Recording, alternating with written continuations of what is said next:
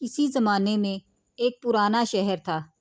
یہ شہر اپنے بازاروں، گلیوں اور رونقوں کی وجہ سے مشہور تھا۔ بازار کی گلیاں تنگ تھیں مگر لوگوں کا آنا جانا بہت زیادہ تھا۔ دکانوں پر رنگ برنگی چیزیں سجی رہتیں، کہیں کپڑے، کہیں مسالے، کہیں پرندے اور کہیں زیورات۔ انہی بازاروں میں ایک چھوٹی سی دکان تھی جس پر چمکتی ہوئی سونے کی بالیاں، ہار اور کنگن رکھے ہوئے تھے۔ یہ دکان ایک مشہور سنار کی تھی۔ سنار شکل و صورت سے تو شریف دکھائی دیتا تھا مگر دل کے اندر ایک چیز اسے سب سے زیادہ کھا رہی تھی، لالچ۔ وہ ہمیشہ چاہتا تھا کہ کم سے کم دے کر زیادہ سے زیادہ کما لے۔ اسی شہر کے ایک پرانے محلے میں ایک بیوہ عورت اپنے 2 بچوں کے ساتھ رہتی تھی۔ شوہر کی وفات کو کئی سال گزر چکے تھے۔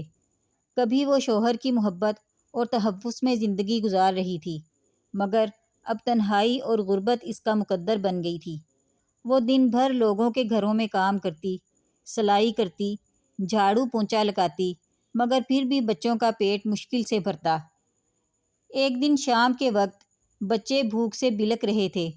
بیوہ عورت نے ان کے آنسو پونچھتے ہوئے دل ہی دل میں کہا، میرے پاس شوہر کی نشانی کے طور پر ایک پرانی انگوٹھی موجود ہے۔ اگر میں اسے بیچ دوں تو کچھ دن بچوں کے لیے کھانا اور کپڑے کا انتظام ہو سکتا ہے۔ تو بیوہ عورت اپنے بچوں کو ساتھ لے کر سنار کی دکان پر پہنچی۔ سنار اپنی دکان میں نئے زیورات سجا رہا تھا۔ بیوہ نے جھجکتے ہوئے کہا، بھائی یہ انگوٹھی دیکھ لو، مجھے کچھ پیسوں کی ضرورت ہے۔ سنار نے انگوٹھی ہاتھ میں لی۔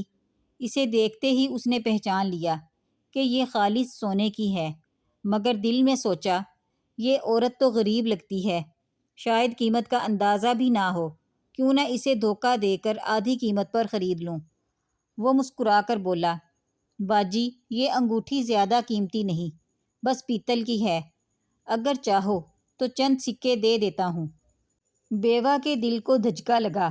اس نے کہا، مگر یہ تو میرے شوہر کی نشانی ہے، وہ کہا کرتے تھے یہ سونے کی ہے۔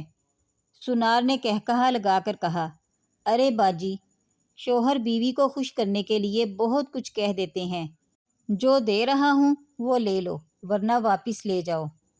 اتنے میں قریب ہی ایک بوڑھا شخص کھڑا سب سن رہا تھا۔ وہ ایک دیانت دار اور ایماندار شخص تھا۔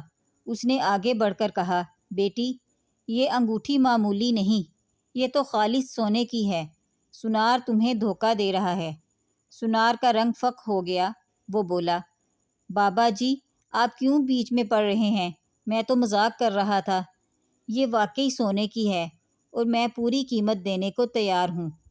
بوڑھے نے سنار کی آنکھوں میں آنکھیں ڈال کر کہا، نہیں، ایمانداری کا ثبوت یہ ہے کہ یہ عورت کسی اور سنار کے پاس قیمت لگوائے۔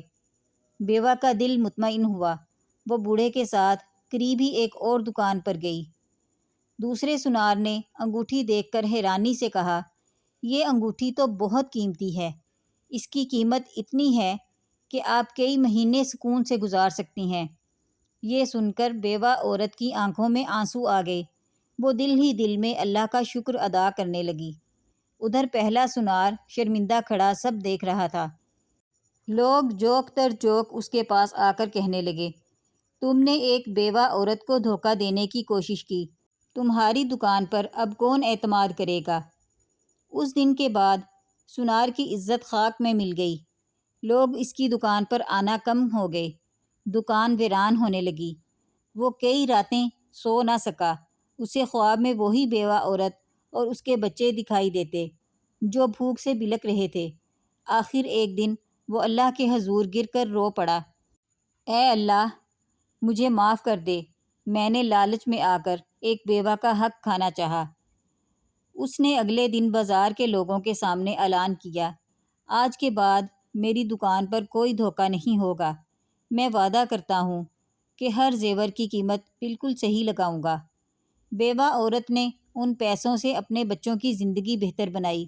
وہ شکر گزار رہنے لگی۔ سنار بھی توبہ کے بعد ایک نیک اور ایماندار انسان بن گیا۔ کہانی پسند آئی ہو تو چینل کو سبسکرائب کیجیے اور کمنٹ سیکشن میں اپنی رائے کا اظہار ضرور کیجیے۔